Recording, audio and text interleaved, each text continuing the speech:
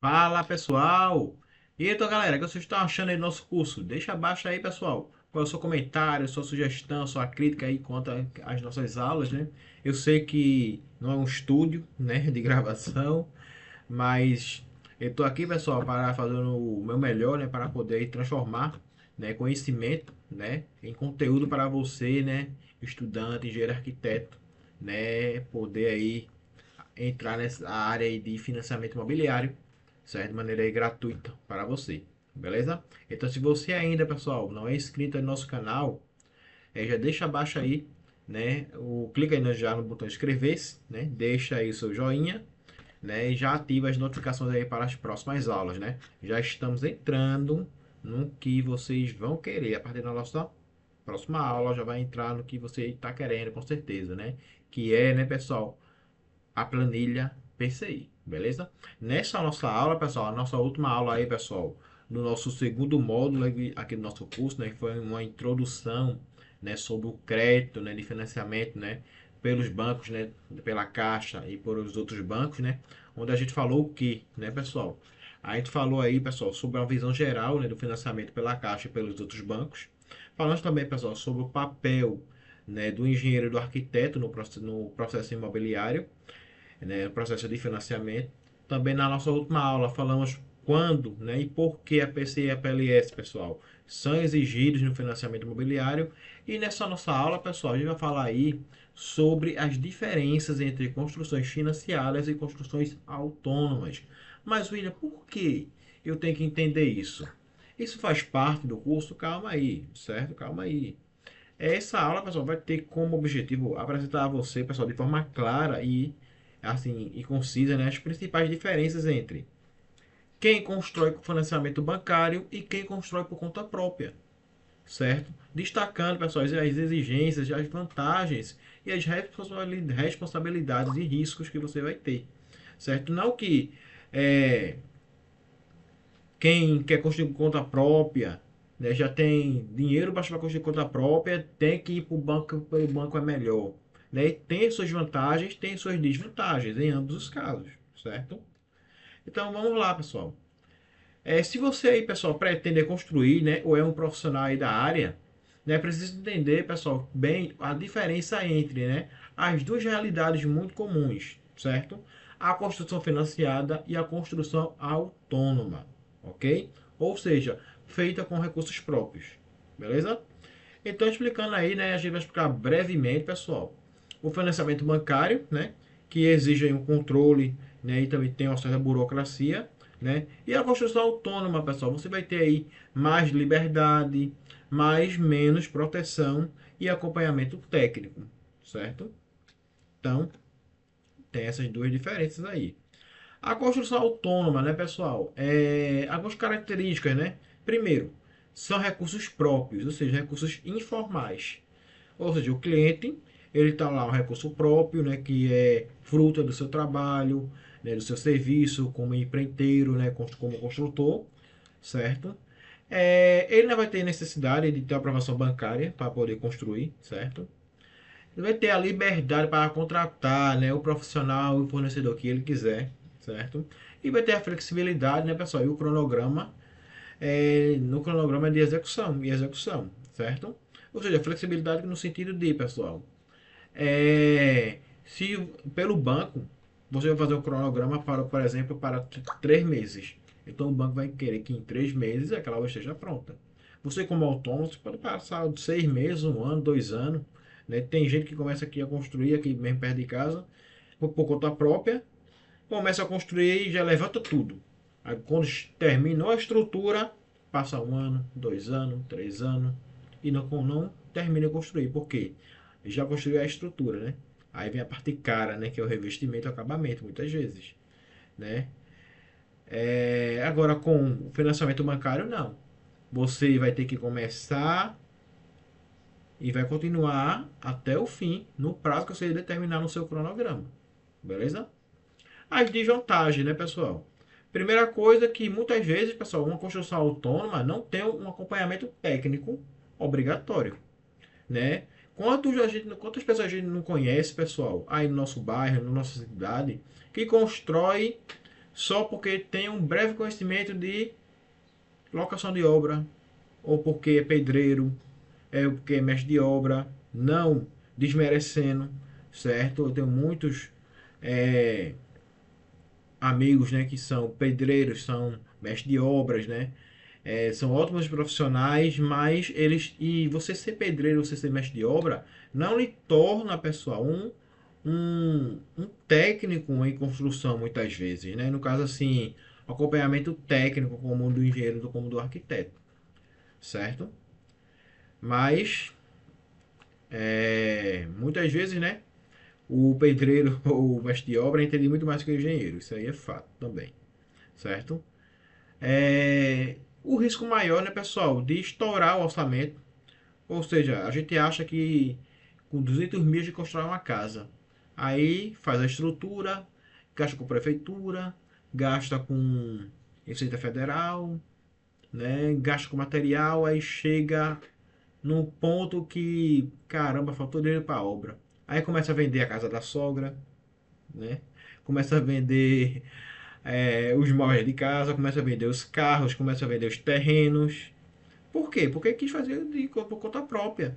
E muitas vezes, pessoal, empreiteiro, né, que constrói de maneira autônoma, não tem o controle do dinheiro, às vezes fica tão inseguro na ferragem que coloca na obra, né? Quantas vezes eu já fiz o projeto estrutural, já mandei para a obra e de cara executa assim, executa assado. O cara, não, mas eu acho que está com muito pouco ferro. O que é isso? Eu vou aumentar a bitola, vou colocar dois ferros assim, dois ferros assim. Ó, você tem um projeto, tem que seguir o projeto. Se você vai querer colocar mais ferro, tudo bem.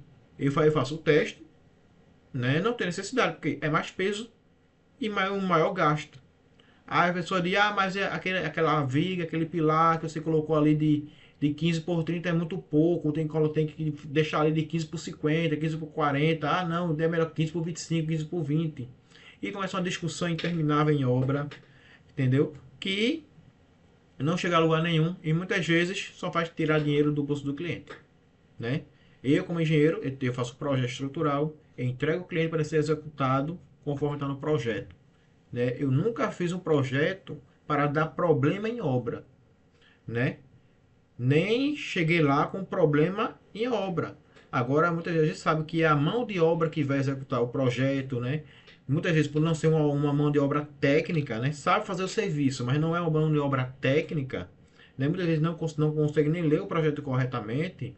Isso atrapalha muito o construtor. Então, a presença do engenheiro na obra, a presença do arquiteto também na obra, tem aqueles que trabalham diretamente também na obra, é importante para evitar esses gastos, essas discussões desnecessárias, certo? Então, ter um engenheiro em obra não é um gasto, é um investimento para você que vai lhe garantir aí muita economia e tempo, beleza?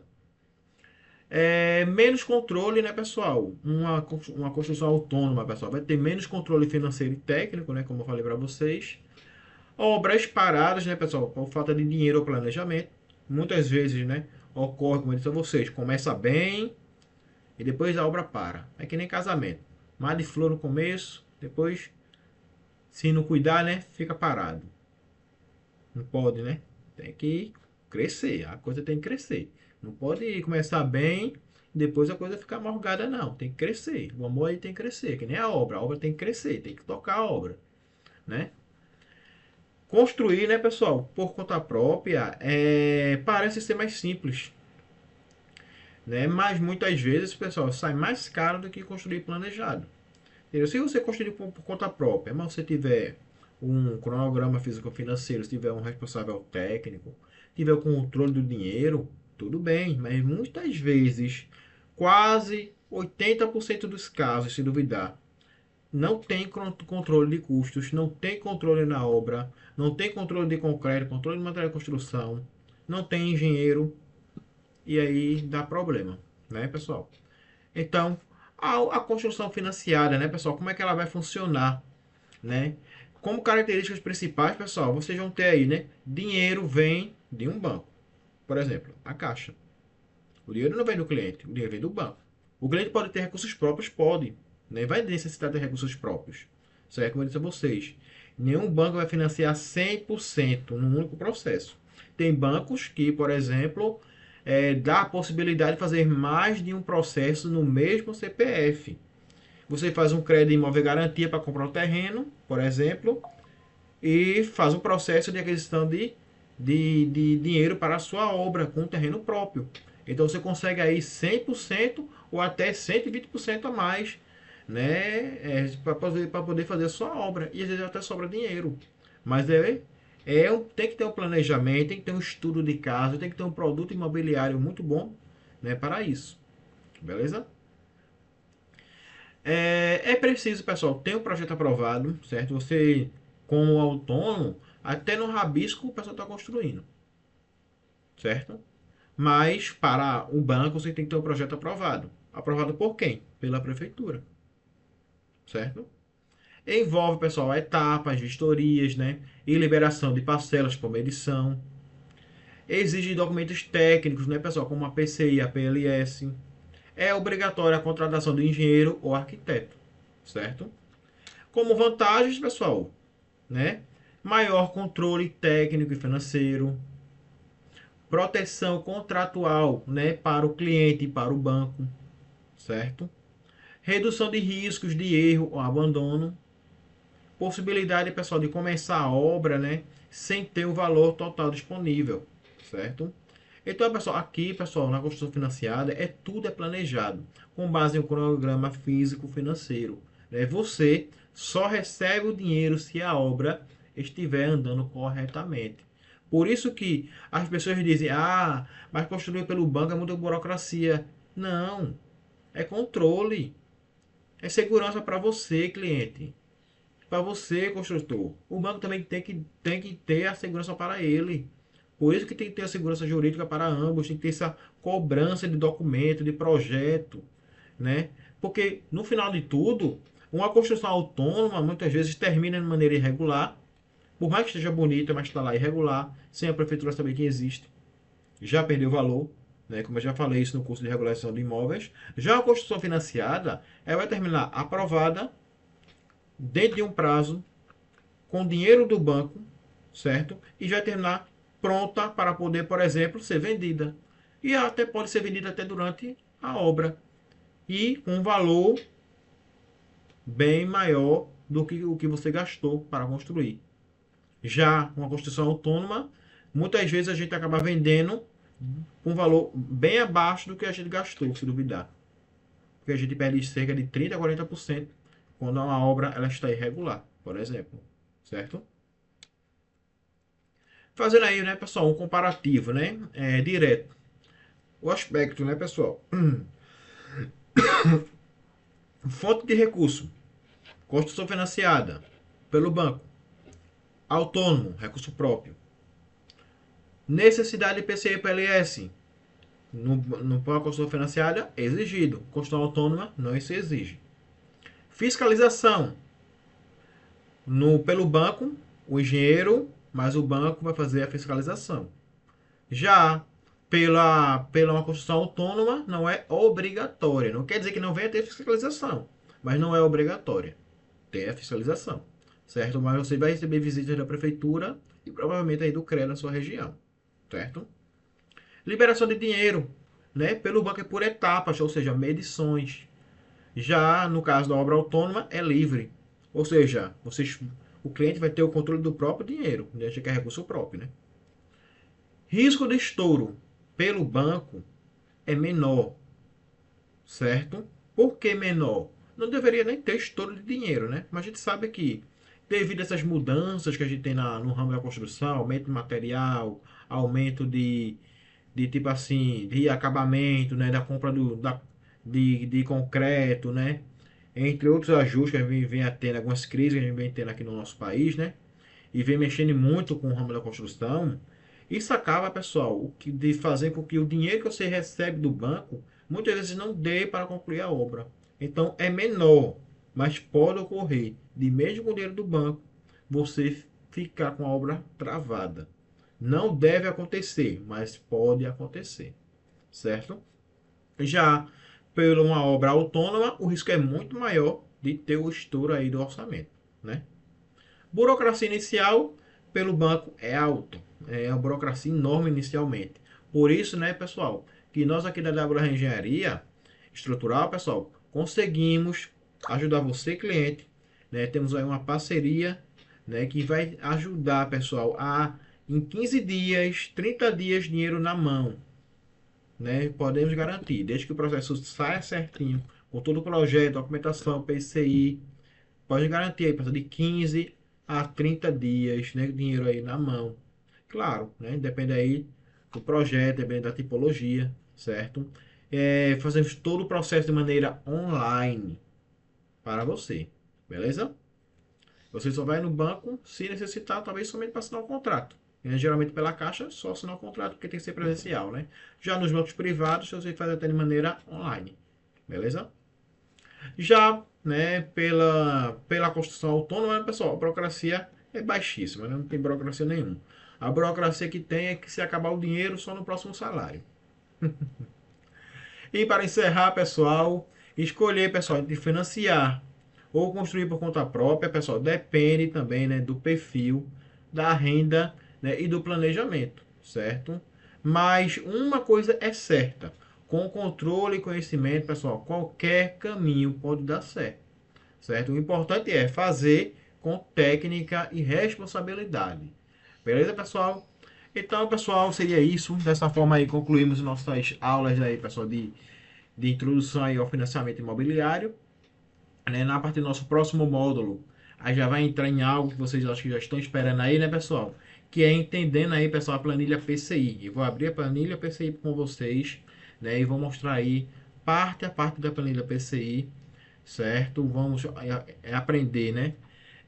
A estrutura da planilha PCI, ou seja, as etapas de obra, as porcentagens, os custos, né? Vamos tentar mostrar lá na PCI as tabelas referenciais, né, como por exemplo, que são utilizadas, que é o que? A SINAP, e tem o TCPO, né, também, entre outras, né? E também vou tentar dar algumas dicas de como evitar reprovações aí pelo banco. Beleza? Beleza, pessoal? Então, se você ainda não é inscrito, já se inscreve no nosso canal, ative as notificações para receber as próximas aulas e não perde a próxima aula. Não perde essa próxima aula. Vai estar aí demais aí para você. Beleza, pessoal? Já deixa o seu comentário o que você está achando. Segue as nossas redes sociais aí, pessoal, como está aí no comentário do nosso vídeo. Né, lá no Instagram, @WR Engenharia Estrutural _oficial. E já manda lá, pessoal, um recado no nosso direct aí, o que, é que você está achando, ou manda aí a sua dúvida que podemos aí te ajudar, beleza? Valeu, pessoal, tamo junto!